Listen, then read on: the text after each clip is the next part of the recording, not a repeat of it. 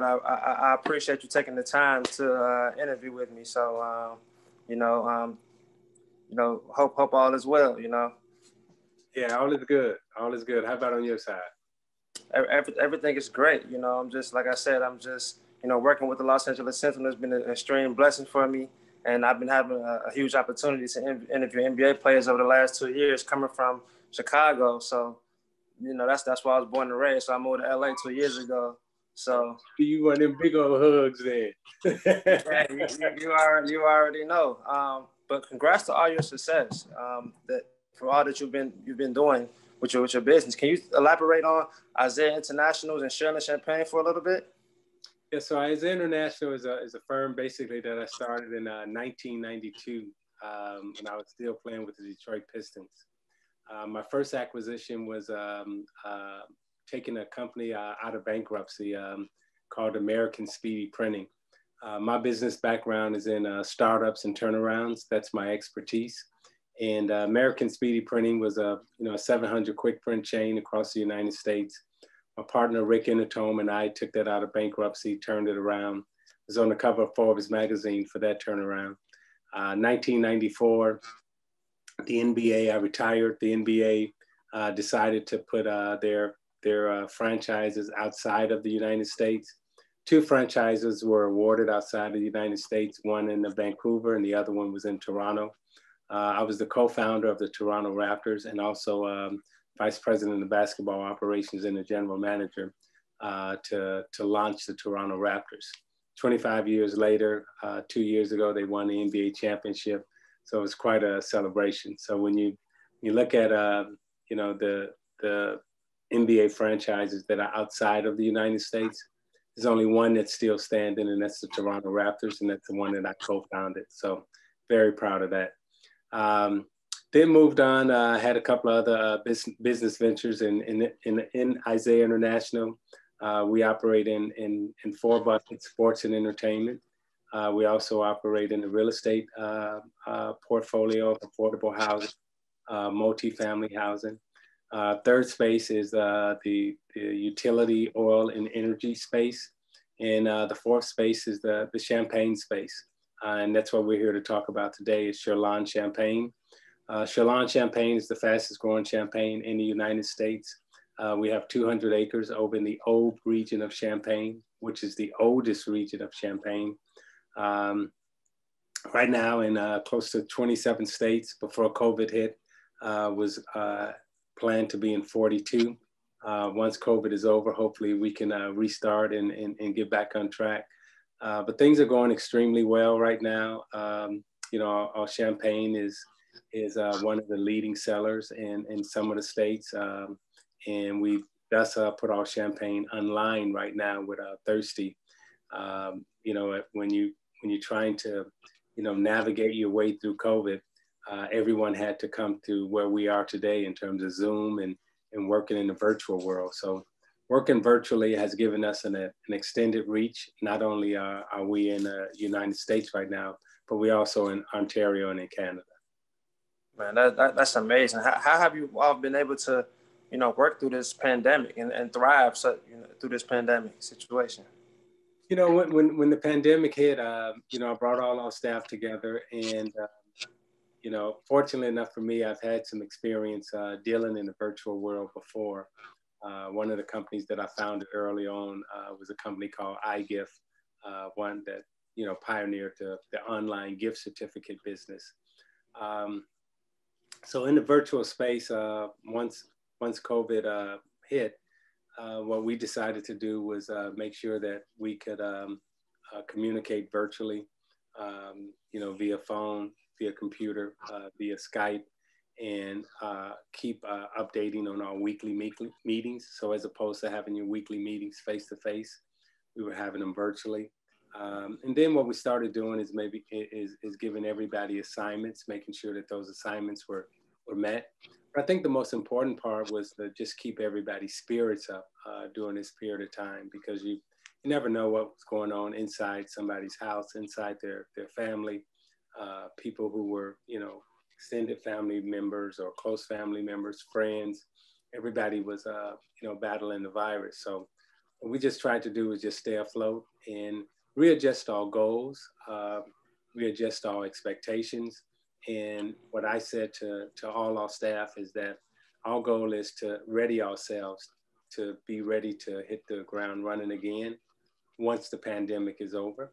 Once COVID is kind of been taken care of, but during that period of time, we want to make sure that we stay top of mind. So being in sports and entertainment, being in the NBA, we was able to stay top of mind through our relationship with the NBA players. The 450 NBA players are and partnered with us in the Champagne space. So using the social media platform that we have and the social media platform that some of the players have, we were able to stay top of mind and really expand our brand reach into some households. Yeah, that's over. Like I was reading, that's over 2.5 billion people and of an audience. And but let me back up a little bit. You said you've been making sure people have been staying on top of things like your staff, and that's part of the leadership. You know what I'm saying? Like you basically took the leadership that you had with the Detroit Pistons and translated to the entrepreneurial world. Can you talk about translating the NBA skill sets to becoming an entrepreneur? Well, sports has a way of bringing people together, but sports also has a way of helping you communicate, helping you be a good teammate, and being a good teammate meaning that you have to work with others to accomplish a goal, set a vision, and you try to make sure that everyone excels in their role. And what I've learned from sport and what I've been able to bring from sport over into business is the ability to focus a group of individuals, set a goal, set a higher vision, and then put some values around it in terms of how we're going to act, how we're going to be, how we're going to present ourselves to the public, and also the brands that we're going to put out into the public. Absolutely, that's great. Now, talk about like leveraging that opportunity to partner with, the NBPA, the NFLPA, and leveraging our social media platforms. How has that been beneficial for you all as a company? It's been great because, as you know, sports and entertainment is the vehicle where most of our culture is pretty much introduced to the world through these vehicles of sports and entertainment. And through sports and entertainment, you have voice, but not only do you have voice, but you also have change makers. So as opposed to going a traditional route in the champagne space, what I did was use the assets that I had in terms of being in sports and entertainment and the influencers in sports and entertainment that we have. So partnering with, the NBA, we're able to sell champagne on a 12-month cycle as opposed to a 3-month cycle. The 3-month cycle, you get New Year's, you get Christmas, and you get Thanksgiving. So you get November, December, January. Those are the highest selling champagne months. Well, for us, those aren't the highest selling champagne months. We sell champagne in the summer. We sell champagne during the fall. We sell champagne year round. And that's strictly because of where we've been able to land at in sports and entertainment. So our partnership with the NBA, our partnership with the NFL right now, gives us the leverage and the credibility and the sustainability to really move through a 12-month cycle. That's awesome. And I'm sure that inspiring many NBA players, NFL players, and people around the world to continue to, build their entrepreneurship, especially as a minority. And also, I noticed that you have a healthy, low sugar champagne. Yeah. So how important was it for you to provide a healthy quality on opposed to these other ones that's low quality? Well, that was extremely important, and I was one who didn't understand the difference between first press, second press, and third press of the grapes, and I knew that the American palate was shifting towards more healthier, more things that balance your body as opposed to worked against your body. And when we look at what sugar has done to our bodies over the years, what I wanted to do is bring a champagne back that was zero sugar or low sugar. And our champagne maker, which is Thomas Cheurlin, fought us, and he said the American palate, craves sugar. And I said, well, the American palate hasn't been given the opportunity to taste a zero sugar champagne or to have a low sugar champagne. Now, coincidentally, I asked the family members of the Cheurlin family, do y'all drink zero sugar and low sugar champagne? They said, absolutely. That's the best champagne. And I said, well, I want to bring the best back to my people. I want to bring the best back to America. And so that's what we did. So we only use 3 grapes to make our champagne. We use the Chardonnay grape, the Pinot Blanc grape, and the Pinot Noir grape. We sit in the old region of Champagne, and the Pinot Blanc grape is a very difficult grape to grow. Only 0.5% of the Champagne region is capable of growing the Pinot Blanc grape. We do not use the 4th grape that they use to make Champagne, which is the Pinot Meunier grape, which is a fast-growing filler grape. So all three grapes that we use in our Champagne gives us the ability to have the first press of the grape. And when you have the first press, of course, the first press is the best press. We sell our 2nd and 3rd press to the big houses. So we make the claim that we're the largest high volume producer of first press grape champagne in the world. No one else can say that. And I make the claim that I'm the largest African-American owner importer of first press grape champagne in the world. Now that means that we're bringing you the best of the best every single time you open up one of our bottles. And that's amazing and so encouraging and inspiring to hear that, especially being an African man myself, we need more, minority leaders in the champagne industry and things of that nature. But can you just talk about just working your way? You're the number 1, but how did you get to that? You didn't just jump to number 1. It was a process to that. It's a process and a lot of doors slamming in your face, and I'm still getting doors slammed in my face. We're the fastest growing, but Sam's Club and Walmart still hasn't put us on their shelf. Amazon, Whole Foods still hasn't put us on their shelf. Target, Costco still hasn't put us on their shelf. So you can imagine all the no's that I've got. But, I'm from the west side of Chicago, and, I keep knocking. I've been told no all my life, So, if somebody say no, you just go knock on another door. So I grew up shining shoes, and I just take that mentality, you just try to keep pushing. And along the way, this is what I do know. Every time someone has tasted our champagne compared to the others, I've been named Champagne Producer of the Year the last 2 years. And every time somebody tastes our champagne compared to any of the other champagnes, they quickly decide that they want the best of the best, which is our champagne. Well, I always tell people Chicago breeds greatness. You know what I mean? So that's being slammed, doors being slammed in our faces is nothing new to us, and we always thrive. Look where you at today. Now just navigating through this industry and not being accepted by large corporations, they know that you're the best, one of the best as well. How do you leverage? How do you leverage being capitalizing on the underground market that you're doing?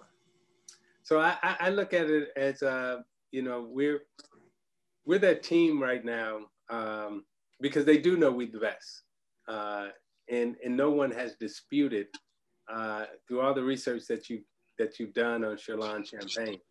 No one has disputed any of the claims that we've made about our champagne being the best, low sugar and zero sugar, in quality taste tests, first press of the grape. No one has disputed that.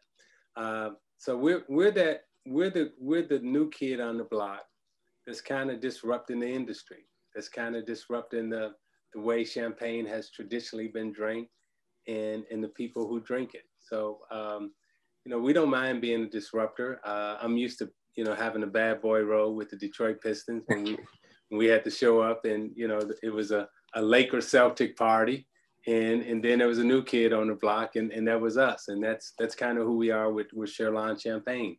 With the Pistons, we had a good team.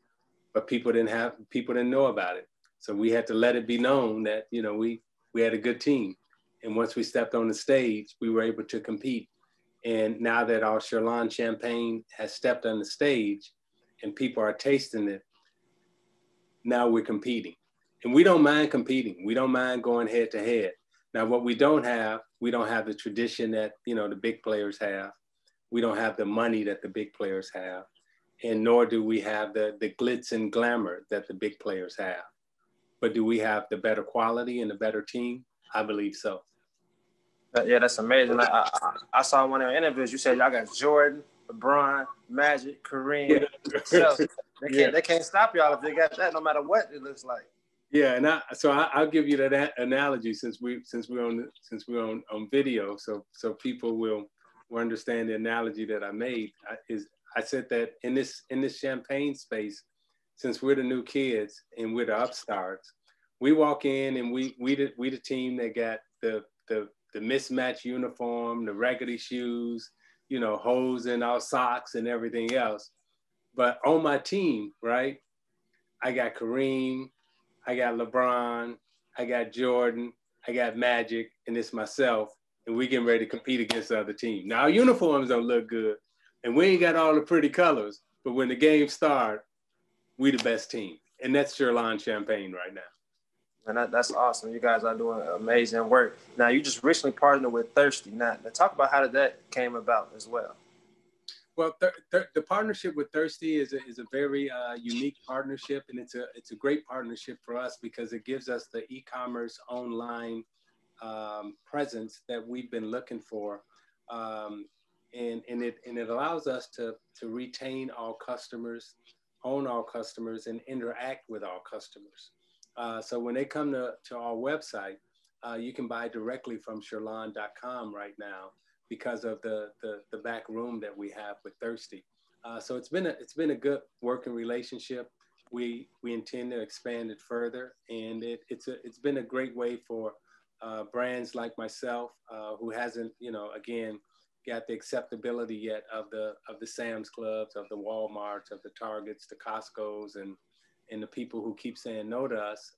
It's given us a good way to interact with our loyal customer base in sports and entertainment, which happens to be 18 to 64. Wow. So when you look at our target audience, you know, 18 to 64 through sports and entertainment, those are the people that we reach. And as you said, you know, our partnership with the NBA and now our partnership with the NFL.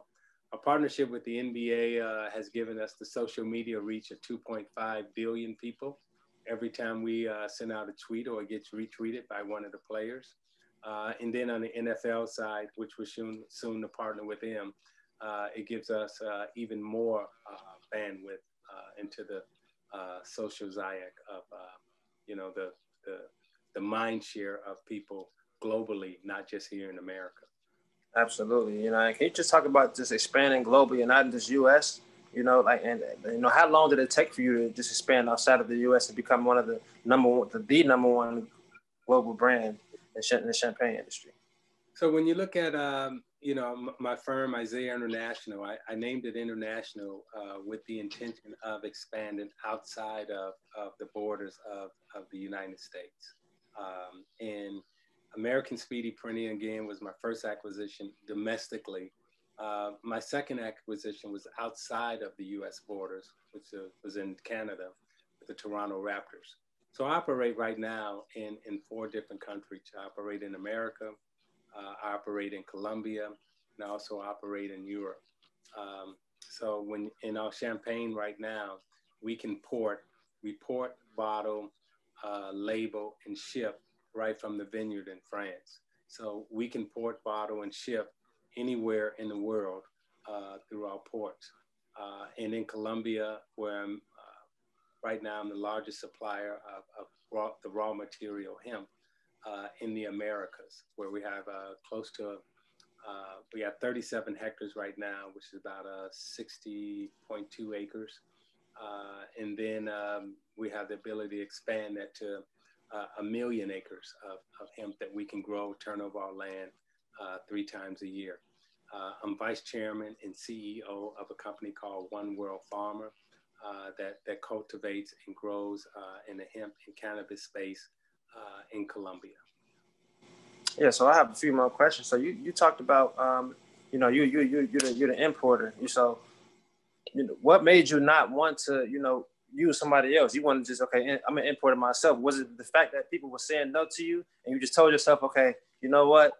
I'm going to do it myself. So y'all want to let me in? I'm going to kick the door down myself. That's it.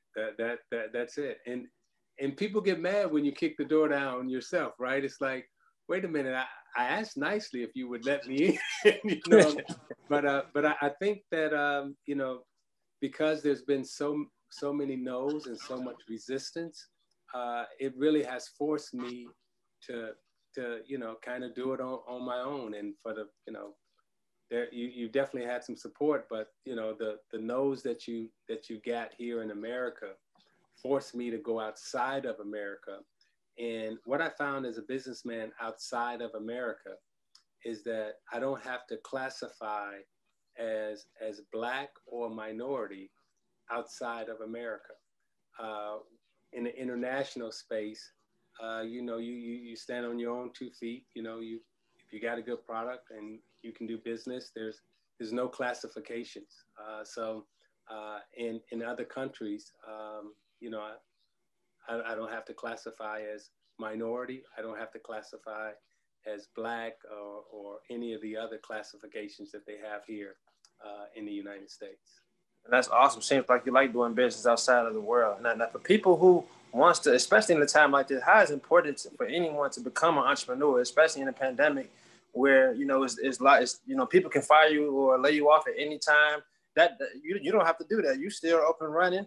You can wake up anytime you want to. Nobody's gonna tell you like, hey Isiah, it's a pandemic. We're not, you're fired today. So I would go back to my West Side upbringing. I grew up on Holman and Jackson, Menard and Adams, Division and Latrobe,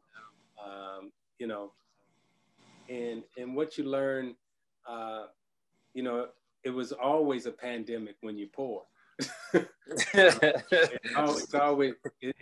It's a poor virus, right? So it's a virus of poverty and how you're gonna eat, how you're gonna live, how you're gonna get to school.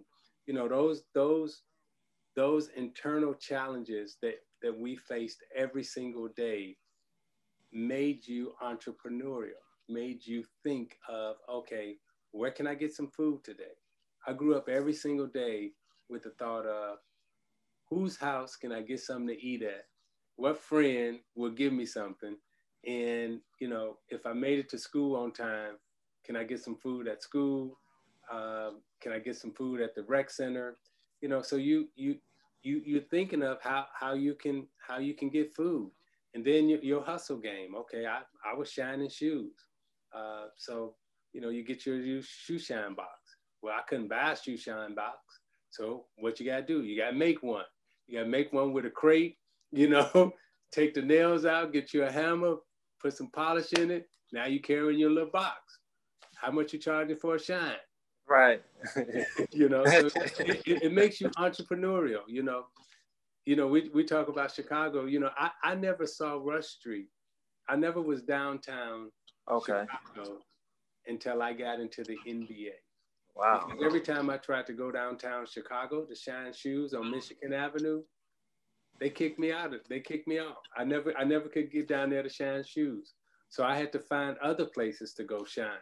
And so having that spirit of being entrepreneurial, hustling, making money and everything else, that's all I've been doing in this space. Man, that's awesome. You're having an amazing career in the NBA and as an entrepreneur.